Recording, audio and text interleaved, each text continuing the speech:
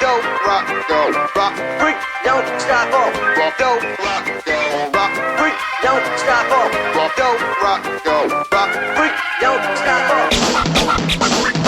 Who put them ball in the Wednesday night? Who put them ball in the Wednesday night? Who put that ball in the Wednesday night? Super Tyrese Campbell. That was Shaun and this is the Sheffield United Hodcast. I'm Matt, and here as the Arthur to my Tommy Shelby, it's Jonny. Good evening. Look at you, time of the intro. You must have liked that one tonight. I bet you like being Arthur, didn't you? Suits you and your mad personality. It's better than the usual Bramall I get called, yes. Take that all day. So it's been a little while since we've hodded or podded, isn't it, Jonny? I've been filling in for Chris on Den Blades while he's been off in Florida enjoying himself with the Disney princesses and going to Disneyland.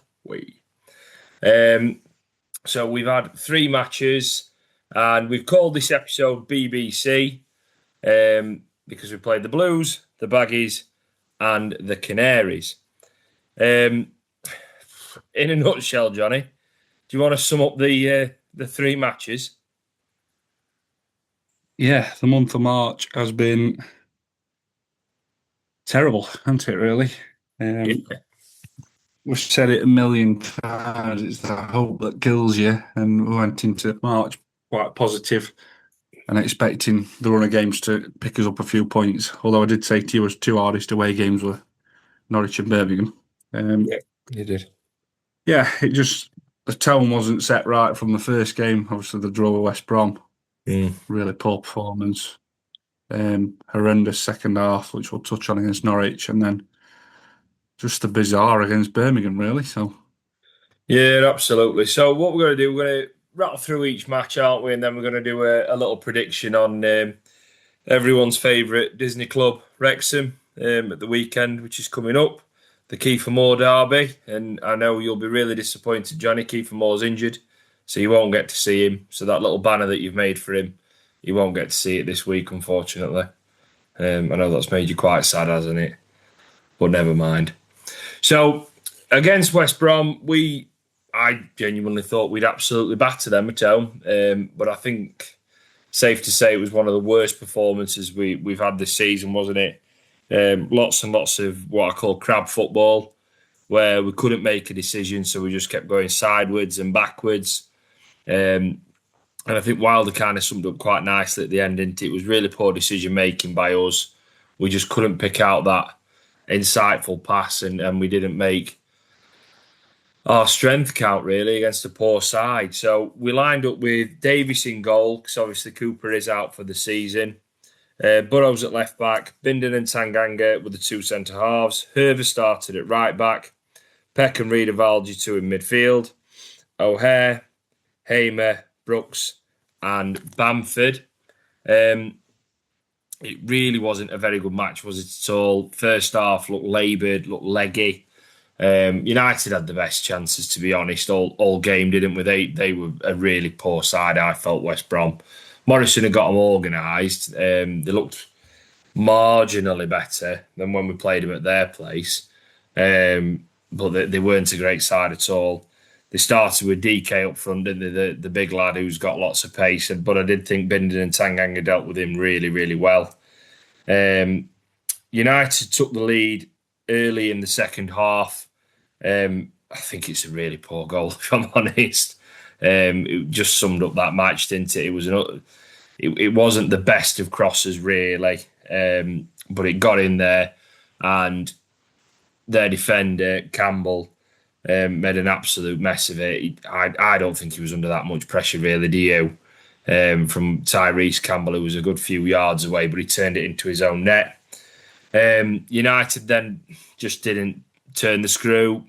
You were hoping that one goal might have just deflated West Brom, and then we could go and push on from there and really kick on and get a 2 or 3 goal victory. We just didn't. We had a decent half chance through Tyrese Campbell, didn't we? Which the keeper saved. Bamford had gone off at half time because he didn't look fit.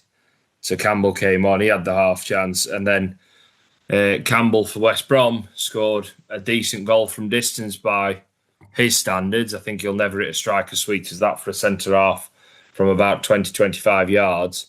But it was really poor defending from United, wasn't it? Not closing down on the edge of the box and allowing him that much space.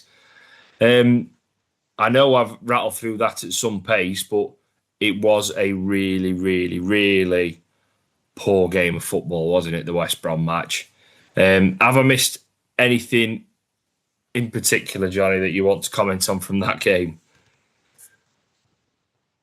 No, just like I said, it started off absolutely terrible game, into it? It were turgid, it were boring. Not much all happened in first half, did it? No. We had a pass ball around a bit, but we were too loose. We were too slow. I kept saying to you, we need to up this tempo to open these up because they were sat so deep. You just got to play quicker, and we weren't. Riedewald were virtually playing as a third centre half at times, trying to pick ball up to make it go forward. The big moment is obviously 1-0 up second half, and then they had to come out of the shell a bit, and we opened them up twice, two absolute glorious chances. Peck misses a header from 6 yards. Yeah. It should score. He's got to score that. And then, which I think is an even bigger chance next for Campbell on his left foot from 5 yards out. As a striker, you expect him to score. I do think, if I could just jump in slightly in defence of Campbell, a lot of people went in on him after the West Brom game. I think his movement made a difference second half because Bamford was struggling, wasn't it, at half time and went off with a dead leg. I think that chance is harder than what we thought. It's a long diag ball, isn't it, in behind that he brings down. I don't think it's that easy. Yeah, last season striker shouldn't miss from 5 yards. Well. A striker shouldn't miss from 5 yards on the stronger foot. Let's be honest. But you always felt after we missed that chance that there was a sucker punch coming, and it came. Obviously, a decent strike, but the defending were poor. Aware, Campbell, nobody got out to him. Nobody closed him down. They just let the centre off have a shot from 30 yards. Nothing Davis could have done, but against a really poor side, that's what. And it felt like a defeat. It really, really deflated us, and I think it set the tone for a dodgy week. Yeah, I mean, there was an interesting moment in the second half as well, which I forgot earlier, and I'm just reminding myself. O'Hare smashed one, didn't he, from close range, and Peck actually blocked it on the line. It's a beat O'Leary. Yeah. I forgot we had that chance. One thing to comment on before you talk about who had a particularly good game and who had a particularly bad game. I felt Adam Davis actually had quite a good game against West Brom. He made a really good save, didn't he, in a one-on-one in the second half after we'd slipped in midfield and they raced through. He made a really good save to keep it 0-0.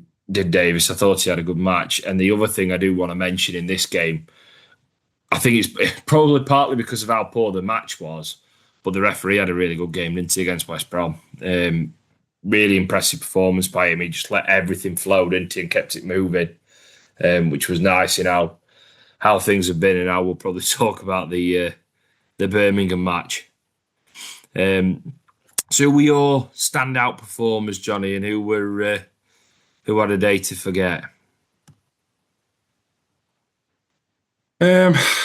Bindon obviously played really well again. Thought he dealt with DK well. Touch on him a bit throughout every match rating, and it's something that we've got to try and sign it somewhere into. Bindon. I thought Peck was okay. Obviously missed a big chance. Should score, blocked O'Hare's. I thought Hoover was really poor. Yeah. Off the back of a really good game away at QPR. Yeah, agreed. Played really well. and I thought Brooks wasn't great either. He was playing inside too much. He wasn't sticking wide and getting at the fullback. And we're playing a poor side. I think Brooks missed his mate Sariki. Yeah, he did. Day. Yeah, well, they work in a tandem, don't they? Together. That's the big thing, and I think he really struggles when Sariki's not there behind him. I also said to you at full time, I wouldn't be too upset if we sold Aimer. I don't think he played great. He looked uninterested. Gets a stupid yellow card, which I said to you, he was always going to get in that game. He can't go through a game without being petulant and getting himself booked for something daft. I actually thought defensively against West Brom we were decent, apart from the goal. Where we didn't get out. Obviously, they had that chance where we slipped in midfield and Davis makes a decent save. But, I mean, we're saying about Campbell's, we're just going back to Campbell's chance and Peck's chance. I mean, United, obviously, we didn't score our own goal. It was an OG from Campbell for them. We had 2 shots on target and our XG was 1.14. So it shows how big a chances those two were. Yeah. I think Peck said he should do better with. I think we'll have to agree to disagree on Campbell's. I think because of the pace it came. I know what you got. I know your point that he's 5 yards out and he's a striker and blah blah blah. I just felt it. Last season Tyrese Campbell scores it. This season Tyrese Campbell doesn't. Last season we win that game 1-0.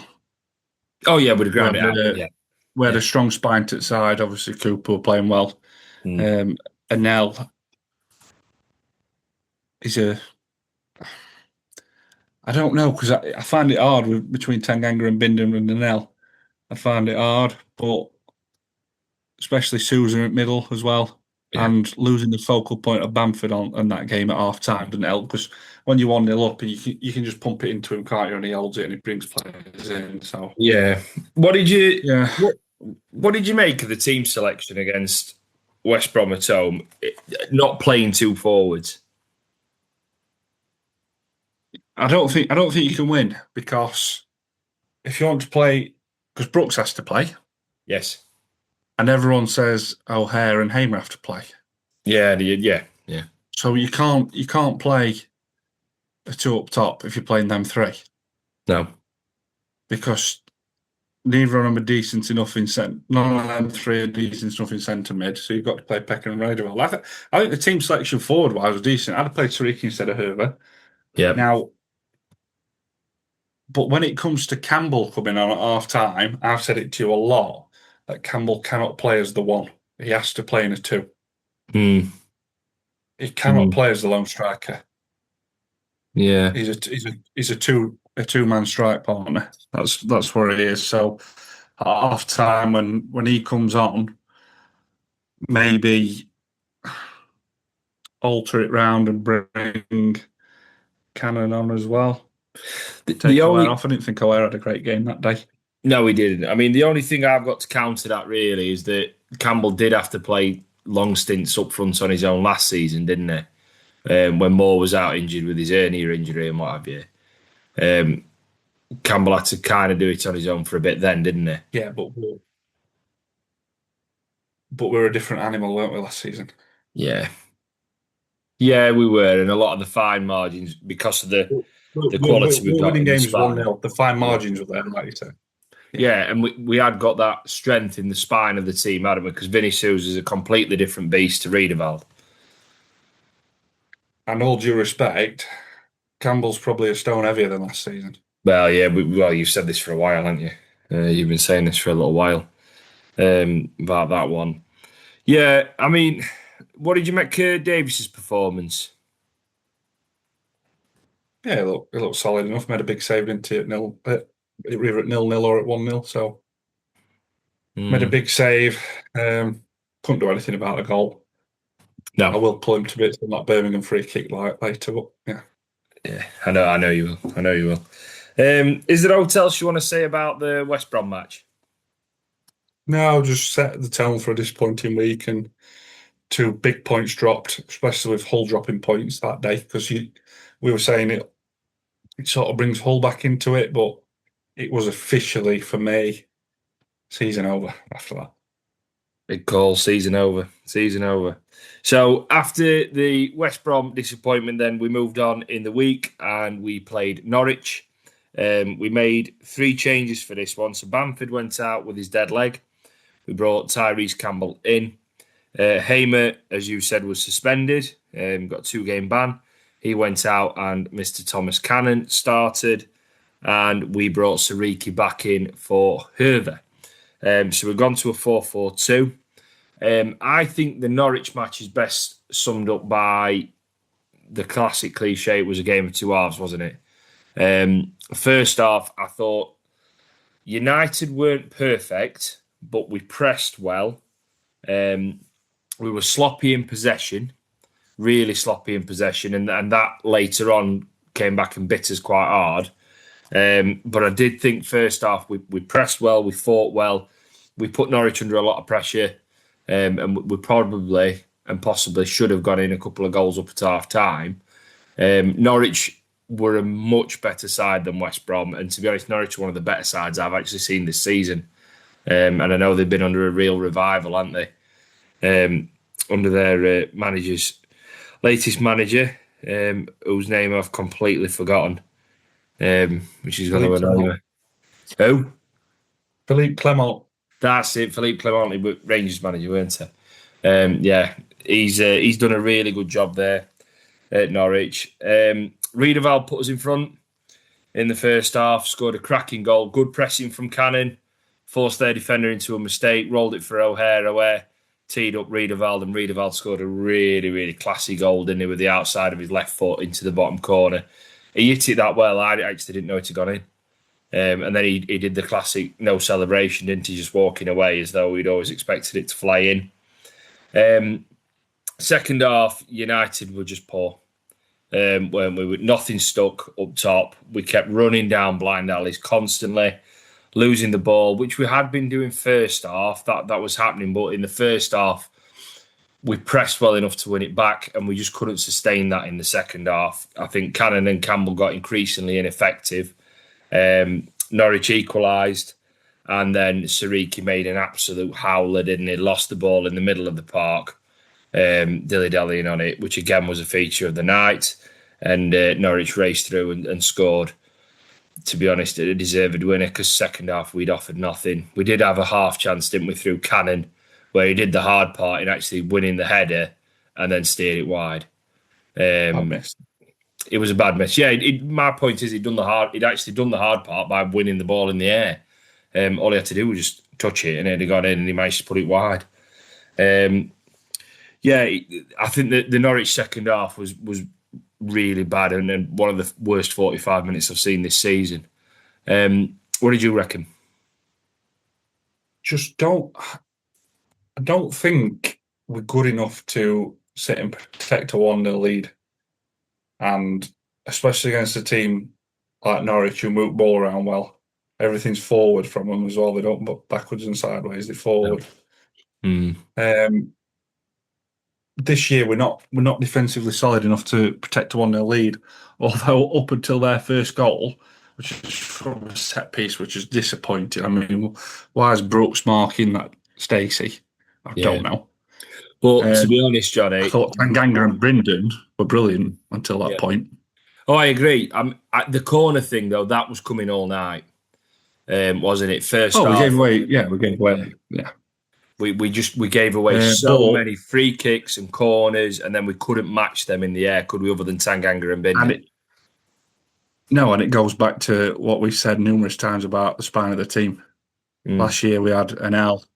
Even Robinson could win headers, but that's been in Tanganga. But you had Vinny Souza who won headers. More. Yeah. You had big players who could win headers. I mean, McCallum's out at side now.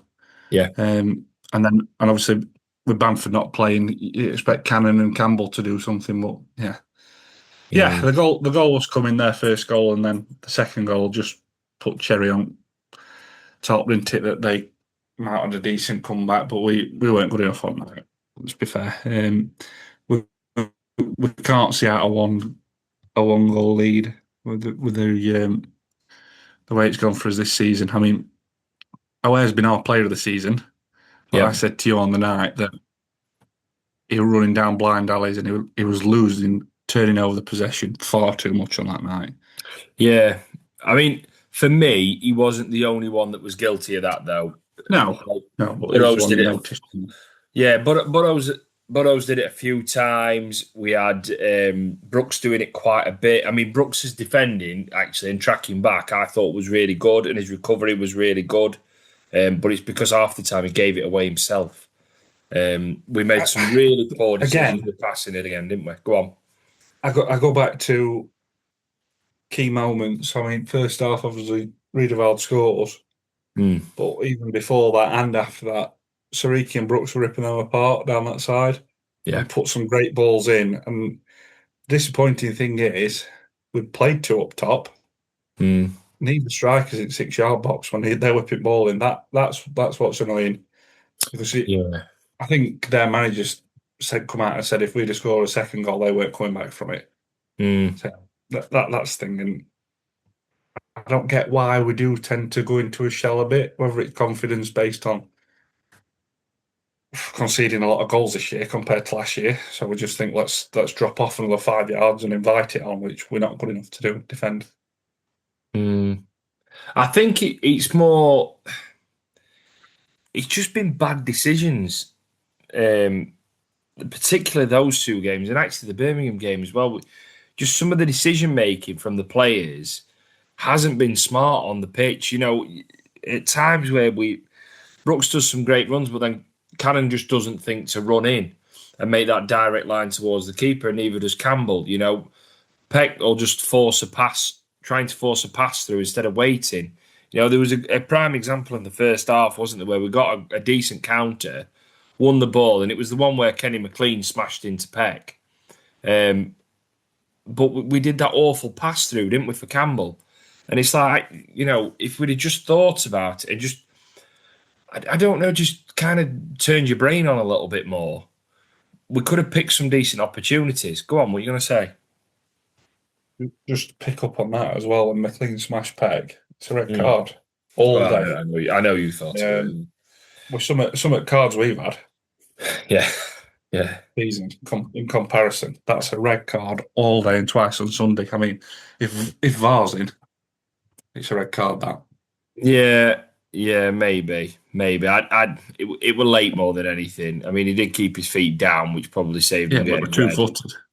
It wasn't great. I'll give you that. It wasn't great. I mean, I mentioned in Den Blades about Riedewald coming off, and then we did really lose our way in midfield, and we lost that bit of leadership. I thought Rothwell came on was completely ineffective. Go on. See, I think it was a strange one. That I think Rothwell coming on we did look better going forward when he came on, because you're picking out them passes and playing them out wide, but we just can't. Like I said, we can't invite pressure on. Well, I think my point about Rothwell coming on, I get what you're saying in terms of his distribution was okay. However, defensively, we lost that cover. We completely lost the screen for the defence then. And Peck needs someone like Riedewald talking to him about what to do in those kind of positions. And as soon as Riedewald went off, I thought we looked more vulnerable to the counter. I mean, I'm not digging out Wilder for it because you have to take him off because, you know, Riedewald can't last 90 minutes, can he? We know that. He really struggles to do it. Who were your standout performers for Norwich game and who had a bit of one to forget? The best player on the pitch was Bindon. Yeah, superb. Yeah. By far, he was outstanding, read everything. And I even thought Tanganga had a good game, actually. Yeah. First half, Brooks and Sariki both played really well. Mm-hmm. And then went missing second half, but just because we sat off them. So it went playing to Brooks' strengths and Sariki's strength. Yeah. Obviously, Sariki makes a howler for their winner. Again, I don't think the front three were decent in Aware. Campbell and Cannon. For experienced players, the ball's got to stick and they've got to dig you out more. Yeah. When times are under pressure and be that outlet and win you something when you're a free kick's take sting out of it. But ball didn't stick. They ran down blind alleys and runs weren't there. A lot of times thinking Campbell running behind, and he didn't. Yeah. Just touching it again. Not having, when Brooks and Sariki are playing balls in box and Burrows, you've got 2 up front and neither of your strikers are in 6-yard box. It's criminal, really. Well, I think you're right there. And I mean, it's even the classic, if it can't stick because they're not target men, as you say, make the run in behind, run down a channel, force the centre half to move wide a bit so there's a bit more space for the other one. You know, the movement, particularly second half, wasn't good at all, was it? Particularly from Campbell and Cannon. I think Aware, you're right, lost a lot of possession, but again, it's similar to Brooks. He was having to do a lot of recovery as well, wasn't he? Keep winning the ball because we were so sloppy all night in possession. What did you make of some of the criticism online about players look like they were on the beach? Yeah, I don't believe that. I just think they went into the shell second half and tried to see out a 1-0 win. And I've said it numerous times tonight. I've said it numerous times all season. We can't do that this year. No, we haven't got the players with that skill set, have we? No, and bad decision making. Again, you can go back to naivety. Yeah, and we've got a lot of young players, and we've got some players who are past it as well. I mean, I'm with you in terms of the 2 standout performers. Really, with Tanganga and Binding. I thought they were superb. What about the Norwich appeal for a penalty with the foul from Binding? Last off, he looked like he did a bit of a lunge, didn't he? I think he just towed the ball in that bit of a tackle last off. He made 2 or 3 outstanding blocks as well, and there were 2 great standing tackles that he managed to do as well. One particular first half, wasn't it? Yeah. I thought the 2 centre backs were really impressive against Norwich, but they had to be as well. That was the other thing, that they had to be, didn't they? Because they were constantly under pressure because we just couldn't hold the ball at all against Norwich. We kind of caused that defeat ourselves, didn't we, really? Just by being so sloppy all night. What else you want to add on the Norwich one? No, just it was like a continuation from West Brom game, wasn't it? It was just disappointing. It were, but I mean, we spoke at half time, didn't we? And I thought, like I said, first half had been okay, still sloppy, but okay. Then second half, just not great. So it moved us on. We went to Birmingham, which is a really, really tricky place to go. It's not easy to go to Birmingham. It's always a decent atmosphere there, always a big crowd, isn't it? And United went, obviously, back of 2 games without a win. We made a couple of changes. Cannon and Campbell went out. Ings started, which surprised us, didn't it?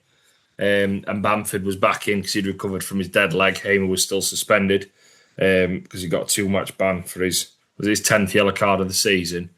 So he was on a 2-match ban, so he didn't start. I thought against Birmingham, we actually started really well. For the first 5 or 10 minutes, we started particularly well. We put them under a lot of pressure. We attacked well, forced them back with a lot of possession, and Birmingham had to resort to counter-attacking against us.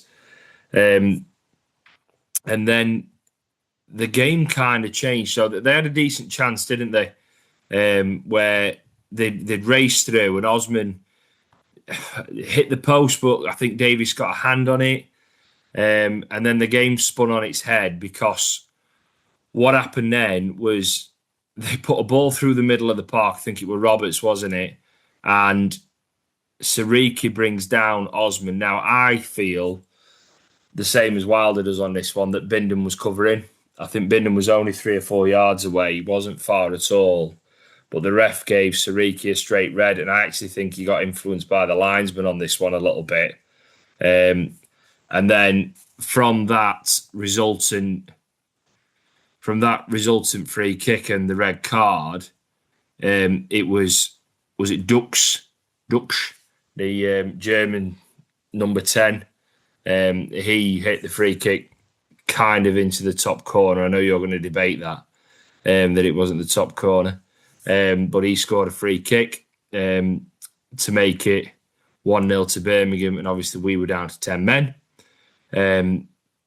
which was then obviously quite a challenging position to be in.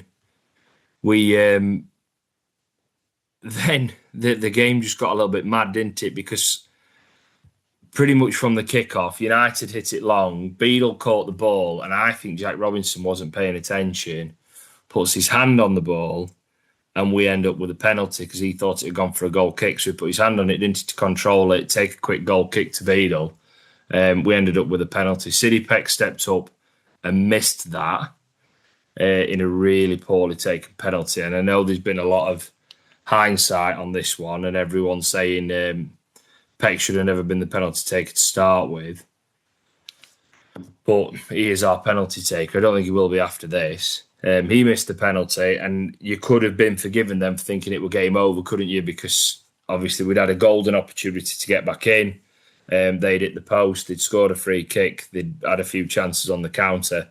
And then Burrows played pass of the day, didn't he? Over the top, lovely ball through. Bamford takes a superb touch, knocks it round Beadle, rolls it into the bottom corner, and it's 1-1 at half-time. Second half, United were just under pressure, but I felt, and I stand by this, I just felt we dealt with it really well. I know Birmingham hit the bar a couple of times. I know Davies had to make a few saves, but everything Birmingham had was long range, wasn't it? They didn't carve United apart, even though we got 10 men. It weren't like we were ripped to shreds. I just felt we defended really, really well. We defended really doggedly, didn't we? We dug in, we fought hard, and we came away with what I felt was a really deserved point at the end. And I felt, to a man, really, we had a decent game. Everyone got stuck in. They did what they needed to do. It was good to see Tom Davies back on.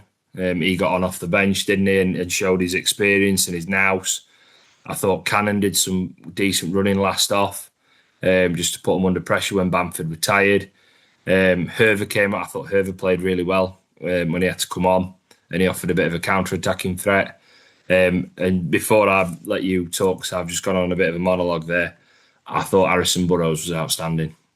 I thought Harrison Burrows had probably as close to good a game as what he's had since last season. He had a really good game for me. Go on then. I've gone on for ages there about Birmingham. What do you want to say? Right. So first of all, I don't think Sarikis is a red card. No, I don't. The defenders covering. Their player was off balance to start with. He wasn't getting to the ball. Davies comes out and picks the ball up. The referee didn't have a clue. He's 25 yards away. So the referee was 25 yards away and shouts to the linesman who's 40 yards away. Yeah. So which is it? Surely you've got a better view. Yeah. Now, send Sariki off, which just sums our luck up. I mean, everyone's saying, we've got discipline problems. I don't think we have. I think there's been 2 bad tackles. I think Phillips were unfortunate with his, like we touched on, because where's his leg meant to go after he's kicked the ball? Samari's at Charlton was a bad one. Clumsy. And Rothwell's was a player trying to make an impression. They're the 2 bad ones for me. The others have been daft or harsh. My point with the Sariki one, though, is the tackle was messy. It was a messy tackle, and when he's running, look, it's not a red card. I totally agree with you. It isn't a red card, but I just feel because he'd gone to ground, it gave the referee an opportunity to get that one wrong. It wasn't a great lunge. No, It's what? It's such a poor decision. That and it comes from somebody who's never played football. That you can tell. Yeah. The free kick itself, you said top corner. I say top corner of the middle of the net. because it's 2 foot inside post. Yeah. I'm disappointed at conceding that if I'm in net.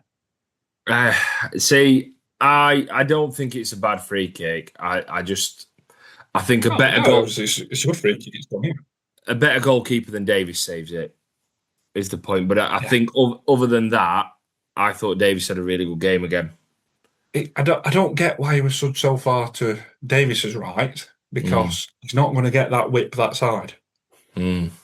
So I don't get why you had him behind your wall that much and stood that far over. Could stand in the middle of your net for how far out we were. And then it's catchable because it was. But yeah, I mean, he's got a decent strike with him. I mean, he hit bar 3 times himself, didn't he, that player? Yeah, he did. To be honest, he was outstanding. He had a great game. So brings me on to the Robinson incident with the handball. I think it's deliberate handball. It's a red card. Yeah, I know you do on that one. I see. I don't understand the handball rule anymore. If you're going on Sariki's as a red card in the context of the game, so's that. Now, I don't buy into all this that Peck shouldn't take the penalty. He scored the last 2. He took. Yeah. He should take it. The fact that it's a poor pen. I even said to my dad, he missed. I said he missed this. But who else is going to take it? It's only Bamford on pitch to take it. Borough's missed one before. Yeah, so I mean, it's the classic though, isn't it? Hindsight's 2020. You know, but if Bamford takes it, misses. Bamford takes it and misses. Everyone's going mad. Why has he changed it? Why is Peck not taking it? He scored last 2. So yeah, it is what it is. Yeah. So so then it goes on to Bamford's goal. Great ball by Burrows, like you said, and an outstanding touch. Nipped it round Beadle and scored out. You're almost hoping that Beadle lands his scissor kick on Bamford there and gets the red card, because I think we'd go on to win that game then, because they go down to 10 and we'd probably score a second penalty. But yeah, I just thought Birmingham were too much sideways passing and slow. And didn't move us about enough and resorted to putting ball in box to straight down Bindon and Tanganga's throats, who dealt with everything again really well. We went quite narrow, didn't we? And played well. Burrows played well, like he said. Bindon Tanganga played well. Herver played well coming on. And Bamford were outstanding, actually holding the ball up as well second half and bringing us into play. So, and he was playing with an injury. Yeah. I do stand by. I don't think you can dig anyone out for Saturday. I thought Cannon came on and he did some noble running. I thought it was good to see Tom Davies come on. Do you agree with the statement of we seem to be better as the underdog mentality at the minute? Well, yeah, we are. Yeah, 100%. When we're there to try and force it, since the little Ipswich game, when we were the underdog as well. But since the Ipswich game at home, we've not been as free flowing. Yeah. Now Middlesbrough and Coventry were the underdog, and Blood and Thunder getting stuck in, missed big chances and better performances. Whereas trying to West Brom at home, go back to Norwich at home earlier in the season. Oxford at home, we weren't great. Yeah. And then you can go back to Birmingham away. Underdog, because we're down to 10. Charlton away, we're outstanding really with 9 men. Oh, yeah.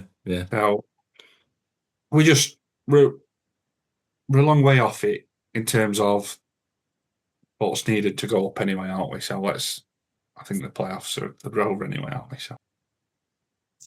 And that miserable note, Jonny, takes us nicely onto the Wrexham game, which is a game that's got a little bit of needle, isn't it, after the FA Cup the other year. What's your prediction for Saturday? I think that we'll actually be up for it, and it should make a decent enough atmosphere. due to that needle, and I actually think we'll win 2-0. Don't think they're a good side. They're out at playoffs as of tonight because I think Southampton's beating Norwich as we speak. Mm-hmm. So Wrexham won't win first end of season. And yeah, I think we'll beat them on Saturday. Interesting. I think similar to you in that we'll be up for it. At the minute, I'm finding United a bit hard to read and a bit hard to call. I'll go with my heart. I think we win. I think we win either 2-0 or 2-1. There'll be a bit of needle. I think it'll be a feisty game. But yeah, I think we hopefully have enough to see us over the line. Just a couple of bits before we wrap up then, Jonny. What are your hopes really for the rest of the season? What do you want to see? I mean, obviously we'd like to win every game between now and the end of the season. But, if that's not possible, what would you like to see? Let's win these home games we've got. Yep. Get to 20 wins. Win the home games. So we've got Wrexham, Hull, Swansea, Preston and Blackburn. Double. Yep. Mm-hmm. There's only one probable game where we can't affect anything, and that's the Preston one, because obviously Wrexham can get playoffs. Hull are in the playoffs. Yep. Swansea's got a chance at playoffs and Blackburn's got a chance of going down. So, and then, yeah, let's pick up, get a bit of momentum towards the end of the season, ready for next, and yeah, just see where we're at into it. I believe we will finish 12th. You reckon? Yeah. See, I mean, obviously, I'd like to see United win every match because we are saying I wouldn't mind Campbell playing himself into a little bit of form. Cannon trying to, again, play himself into a little bit of form. Be nice to see Arblaster play in the last half hour of some games. He's looking a little bit more comfortable.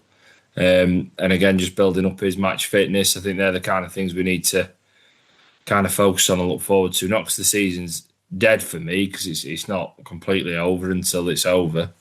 So the song went. But it would be nice to just see those things as well and just see people having a little bit of a run about and getting themselves, as you say, ready for next year and for the summer. Since we last podded, Jonny, Mr. Sayers, your favourite manager ever, lost his job again. Did you know that? I'm absolutely in shock. And I'm devastated for the bloke. He's the biggest con man in football. You reckon? I do, yeah. I think we might have to do a special just on Ruben Sayers, the Sayers special. Go on. And I don't think you can underestimate how much damage he caused us. I think it was probably bigger than Sayers. I think it was everything that went off, wasn't it, around that time? I think don't get me wrong, he's a massive part in it. Here we go. Go on. Without getting into it too much, he tried to change the whole dynamic of the club, and in a way that was just lunacy. And if you're doing that, changing the dynamic, you have to get the buy-in off the players. And he had zero buy-in off the players. So read the room as well. Don't try and change everything overnight. Yeah. That's it. I don't have to spend any more time on that, man. Yeah. Hold that thought, because I think it might be one of our summer episodes, that one. We'll look at the doomed tenure of Ruben Sayers, shall we? We'll do a Sayers special and see how that one went on. Yeah, so Wrexham coming up. Obviously, we're going to have Ryan Reynolds there and Rob McElhenney, everyone's favourite celebrity owners. And any comments on those two? Because obviously they get special coverage. They're allowed to present Sky whenever Wrexham play. Anything that's fit for air that you'd like to say? Unfortunately, not that it's fit for air now. Yeah, so that's that. So we've got Wrexham coming up. Hopefully United win that one. We see that one out. I've got my final piece coming up for Chris, and he's back from America, and he's taking back over them blades, and then I'm swapping. I'm off to New York with work for a few days the weekend after. You got anything else you want to add, Jonny, before we finish and we hand over to Mr. Needham to play us out? No, just see what Saturday brings and keep the faith. That's all we can do, keep the faith. So I've been Matt, you've been Jonny. Hand us over now to Shaun to play us out, and there's nothing else to say but up the blades. Up the blades.